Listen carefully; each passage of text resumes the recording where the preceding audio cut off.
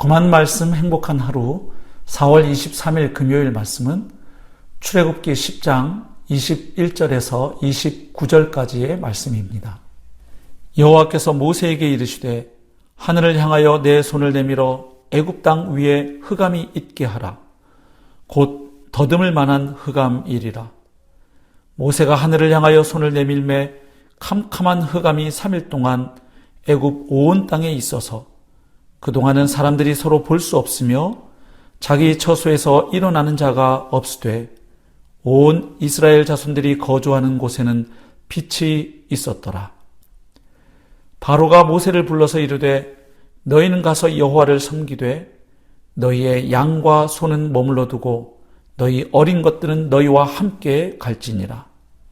모세가 이르되 왕이라도 우리 하나님 여호와께 드릴 제사와 번제물을 우리에게 주어야 하겠고 우리의 가축도 우리와 함께 가고 한 마리도 남길 수 없으니 이는 우리가 그 중에서 가져다가 우리 하나님 여호와를 섬길 것임이며 또 우리가 거기에 이르기까지는 어떤 것으로 여호와를 섬길는지 알지 못함이니이다 하나 여호와께서 바로의 마음을 완악하게 하셨으므로 그들 보내기를 기뻐하지 아니하고 바로가 모세에게 이르되 너는 나를 떠나가고 스스로 삼가 다시 내 얼굴을 보지 말라.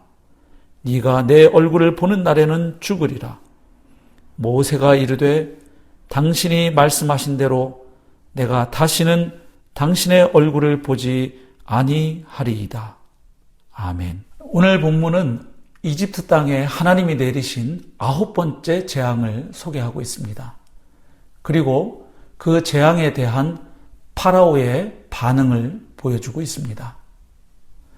자, 이집트 땅에 하나님이 내리신 9번째 재앙은 이른바 흑암 재앙이라고 할 수 있습니다. 3일 동안 흑암이 이집트 온 땅을 덮었던 것입니다. 하지만 이스라엘 백성이 거주하는 곳에는 빛이 있었습니다. 자, 이 9번째 재앙, 곧 흑암 재앙이 의미하는 바가 무엇일까요? 우선 첫 번째는 심판의 의미를 가지고 있습니다. 이집트 사람들이 최고의 신으로 믿고 숭배했던 태양신에 대한 하나님의 심판입니다. 그리고 태양신의 아들로 자처했던 파라오에 대한 하나님의 심판이기도 합니다. 결국 이집트 사람들의 믿음이 헛되다는 것을 보여주는 재앙이었던 것이죠. 또한 이 흑암 재앙은 드러냄 혹은 계시의 의미를 가지고 있습니다.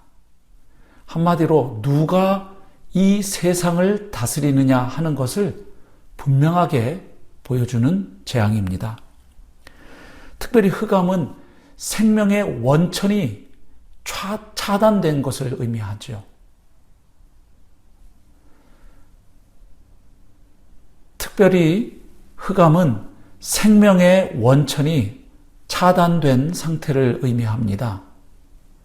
그러므로 이 재앙은 모든 생명체를 살리고 소멸할 주권이 오직 창조주 하나님께만 있음을 분명하게 나타내고 시위하는 재앙이었던 셈입니다. 태양이 매일 떠오르는 것은 우리가 당연하게 생각하는 일상이지요. 또 철에 따라 계절이 바뀌는 것 같은 일들도 당연하게 생각하는 일상입니다.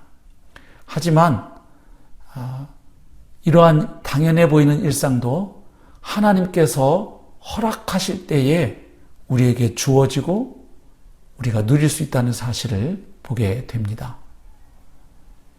이집트 사람들은 매일 떠오르는 태양을 보며 그 태양이 자신들에게 빛을 주고 풍요로움을 제공해 준다고 믿었죠. 하지만 3일 동안 대낮에도 빛이 보이지 않을 정도로 캄캄한 흑암이 이집트 온 땅을 덮는 것을 보며 자신들이 믿고 숭배하는 태양도 하나님의 통치와 주권 아래에 있는 피조물에 불과하다는 사실을 보게 되는 것입니다. 이런 흑암 재앙을 통해서 이제 다급해진 파라오가 다시 협상안을 제시합니다. 이번에는 자녀들까지 데리고 가도 좋다는 것입니다. 하지만 단서를 답니다. 양과 소는 두고 가라는 것이죠. 하지만 모세는 단칼에 거절합니다. 왜냐하면 그들이 이집트 땅을 떠나서 하나님께 제사를 드려야 하는데 그때 제물이 필요하기 때문입니다. 그리고 어떤 제물을 드려야 할지는 그때 가봐야 아는 것이죠. 흠 없는 제물을 드려야 했기 때문입니다. 그러자 파라오는 모세에게 이제 다시는 내 얼굴을 보지 말라고 절교를 선언합니다. 이제 바로 입장에서는 광명을 찾을 수 있는 유일한 통로인 모세를 더 이상 보지 않겠다고 하는 것입니다. 스스로 영원히 하나님께로 돌아올 수 있는 그 길을 차단해 버리는 어리석은 행위이죠.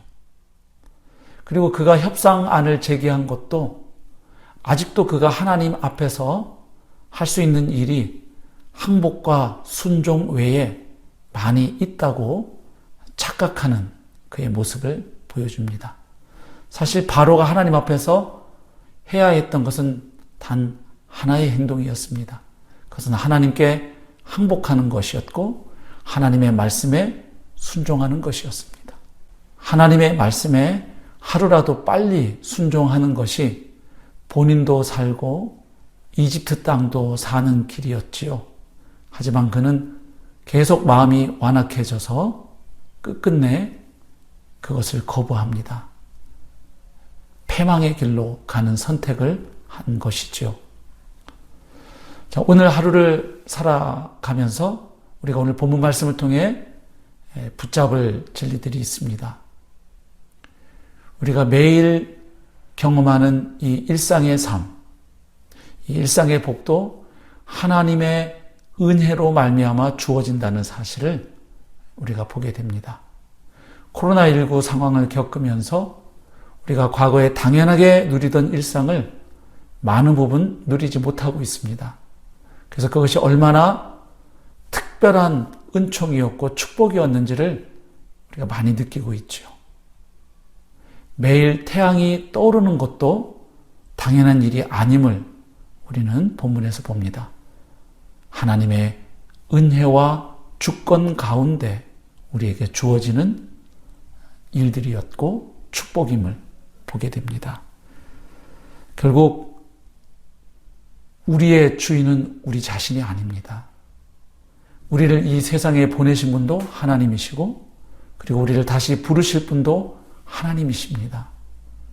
오늘 하루 사는 동안 내 인생의 주인이 하나님이심을 고백하고 또 온 우주 만물의 주인이 창조주 하나님이심을 고백하며 사는 오늘 하루의 삶이 될 수 있기를 소망합니다.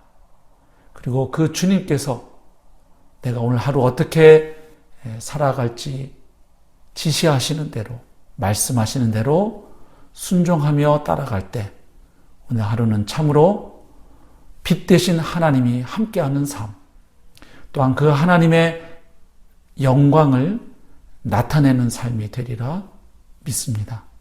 오늘 하루도 주님의 통치 안에서 하나님의 은혜와 평강을 누리는 복된 하루의 삶 살아내시기를 주님의 이름으로 축복합니다.